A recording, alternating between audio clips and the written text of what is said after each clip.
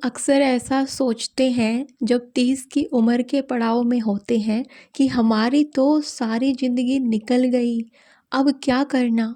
हम ये क्यों नहीं समझ पाते हैं कि अभी तो आधी निकली है, आधी ज़िंदगी अभी भी बाकी है। जो ज़िंदगी गुजर गई वो पूरी ज़िंदगी नहीं थी, वो आधी थी। जितना हमने जी लिया उतना जीना बाकी है, तो उसके लिए मेहनत करनी है। जो लड़ते हुए ना मिले, जो लड़ते हुए ना मिले, वो मौत भी खैरात ही तो है। सूरज सिर पर हो और आँख मीच लेना रात ही तो है। ये जो शिकस्त है दुकानों में नहीं बिका करती, मात के डर से कोशिश ना करना मात ही तो है। 30 के बाद एक अजीब सा साइलेंस आ जाता है लाइफ में।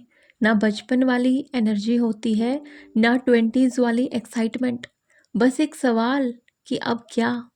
कभी रात को चुपचाप बैठे हुए लगता है जिंदगी तो निकल गई, जो बनना था बन नहीं पाई। दूसरों को देखकर लगता है किसी का कैरियर सेट है, किसी की शादी अच्छी चल रही है, किसी के बच्चे अच्छे हो गए हैं, और हम बस जी रहे हैं, सरवाइव कर रहे हैं। सच बताऊं, ये जो फीलिंग होती है ना, ये फेलियर की नहीं, ये अवेकनिंग फीलिंग है कि तुम समझ रहे हो खुद की लाइफ को कि वो किस डायरेक्शन में जा रही है।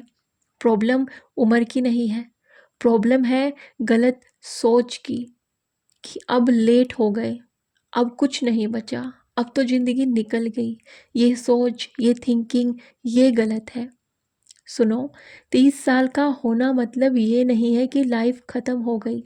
इसका मतलब है तुमने पहली बार अब लाइफ को सीरियसली देखना शुरू किया है। अगर पहले वो गलतियां नहीं करते तो मे बी अब तुम ये रिग्रेट नहीं कर रहे होते। तो अभी भी गलतियां मत करो, नहीं तो आगे जाके फिर से रिग्रेट के अलावा और कुछ नहीं बचेगा।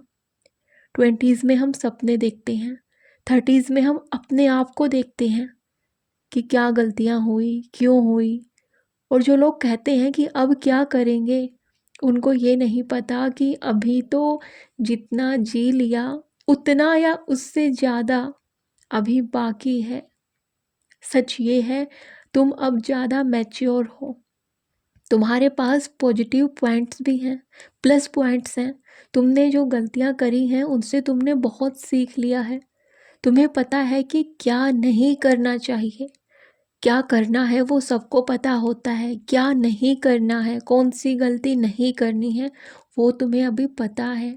जिंदगी के बहुत सारे लेसन्स तुम सीख चुके हो। तुम इमोशनल ड्रामे से थक चुके हो। तुम्हें अब पता है जो शायद 20 की उम्र वालों को नहीं पता, जो शायद अभी भी बहक सकते हैं। तुम्हें लगता है उनके पास बहुत टाइम है, लेकिन उनके पास वेस्ट करने के लिए भी है, क्योंकि वो अभी उस ज़िंदगी से नहीं निकले जिससे तुम निकल चुके।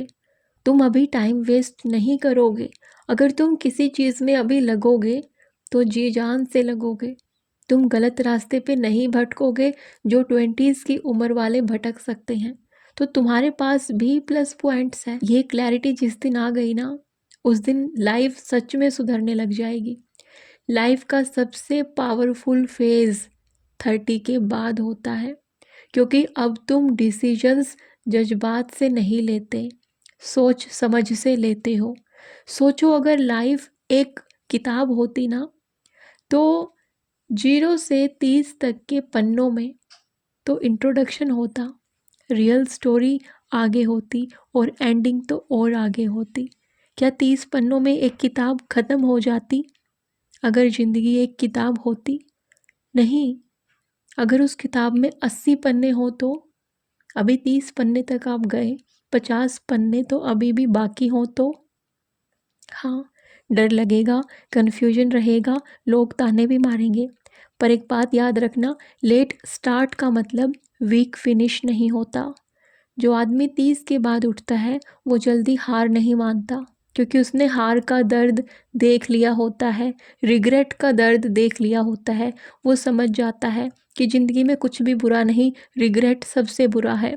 आज अगर तुम थके हुए हो, लॉस्ट फील कर रहे हो, कोई डायरेक्शन नहीं मिल रही, इसका मतलब ये नहीं कि तुम बेकार हो। इसका मतलब है कि तुम बदलने के लिए तो तैयार हो, बस शुरुआत नहीं करी जा रही। शुरुआत करना ही सबसे ज़्यादा कठिन है। समझ लो जिस दिन शुरुआत कर ली 90% आपने उसी दिन अचीव कर लिया। अब तो 10% ही बाकी है, उसी के लिए मेहनत करनी है। बस एक छोटा सा फैसला चाहिए कि अभी भी सब कुछ हो सकता है।